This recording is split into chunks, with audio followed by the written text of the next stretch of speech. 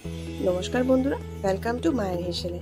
আজকে আবারও একটা নতুন রেসিপি নিয়ে চলে এসেছি, ঝিঙে পোস্ত। রেসিপিটা ভালো লেগে থাকলে একটা লাইক, শেয়ার আর সাবস্ক্রাইব করে দেবেন।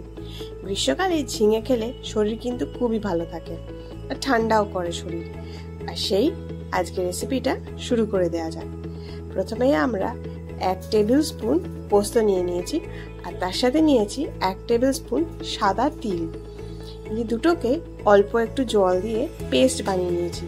খুব একটা ফাইন পেস্ট বানিয়ে নিতে হবে। এবারে কেটে নিয়েছি ঝিঙে, আলু, পেঁয়াজ, 2টো কাঁচা লঙ্কা আর 2টো শুকনো লাল লঙ্কা। পুরো রেসিপিটাই কিন্তু আমরা সর্ষের তেলে করব। একটা কড়াইয়ের মধ্যে 2 থেকে 3 টেবিল চামচ মতন সর্ষের তেল নিয়ে নেওয়া হয়েছে। সর্ষের তেলটা গরম হয়ে গেলে ওর মধ্যে 2টো শুকনো লঙ্কা চিড়ে দিয়ে ভালো করে ভেজে নিতে হবে। লঙ্কাটা ভাজা ভাজা হয়ে গেলে ওগুলোকে তুলে নিচ্ছি আমরা। দিয়ে তার মধ্যে কেটে রাখা পেঁয়াজ স্লাইস করে সেগুলোকে দিয়ে দেওয়া হলো। লঙ্কাটা তুলে রাখলাম কারণ ভাজার সময়তে লঙ্কাটা আরও পুড়ে যেতে পারে, তাতে কিন্তু খুব ঝাঁঝ লাগবে আপনাদের, তাই জন্যই লঙ্কাটা তুলে নেওয়া হয়েছে। এবারে পেঁয়াজগুলোকে ভালো করে কিন্তু ভেজে নেওয়া হচ্ছে। হালকা ভাজার সাথে সাথে এর মধ্যে লম্বা করে যে কেটে রাখা আলু সেগুলোকেও দিয়ে দেওয়া হলো। এগুলো মিডিয়াম সাইজেরই আলু নেওয়া হয়েছে, যাতে ঝিঙের সাইজের মতন কেটে নেওয়া হবে। ভালো করে আলুটাকে নেড়ে নেওয়া হচ্ছে। অল্প একটু নুন দিয়ে দেওয়া হলো, 1/2 টিস্পুন মতন। ভালো করে এবার এটাকে নেড়ে নেওয়া হচ্ছে। নুন দিলে জলটা বেরিয়ে যাবে আর তাড়াতাড়ি বেশ আলুগুলো ভাজাও হয়ে যাবে, তাই জন্য নুনটা দিয়ে ছড়িয়ে দেওয়া হলো। একটু রেখে ছড়িয়ে ছড়িয়ে নাড়তে হবে এগুলোকে, তাহলে কিন্তু বেশ ভালো ভাজা হবে। আলুটা এবারে ছড়িয়ে ছড়িয়ে নাড়া হয়ে এসছে।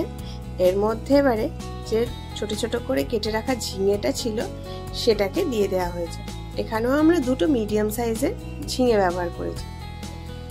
ভালো করে এগুলোকে দিয়ে 2টো কাঁচা লঙ্কা এর সাথে দিয়ে দেওয়া হলো। দিয়ে এগুলোকে নেড়ে নেওয়া হচ্ছে।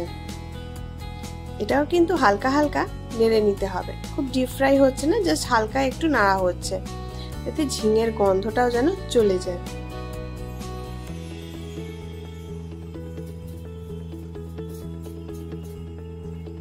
এর মধ্যে এবারে যে ভেজে রাখা শুকনো লঙ্কাগুলো ছিল সেগুলো দিয়ে দিলাম আর 1 কাপ মতন পোস্ত বাটার যে জলটা সেটা দিয়ে দিলাম।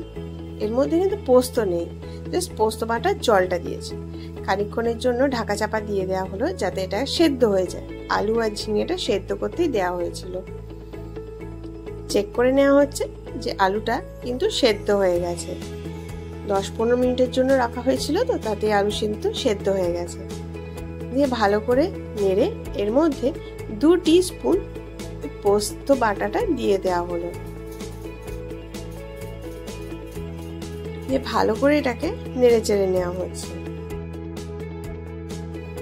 আমরা কিন্তু এই ঝিঙে পোস্তর মধ্যে একটু কিন্তু হলুদ দিইনি, কারণ হলুদ দিলে পোস্তর গন্ধটা কি একদম চলে যায়, তাই জন্য আমরা কিন্তু কোনোদিন পোস্তর মধ্যে হলুদ ব্যবহার করি না। এবারে ভালো করে নেড়ে চেড়ে এটাকে একটু শুকনো শুকনো করে নিতে হবে। ঝিঙের যে জলটা বেরিয়েছিল সেটার জন্য কিন্তু একটু শুকনো করে নিতে হবে।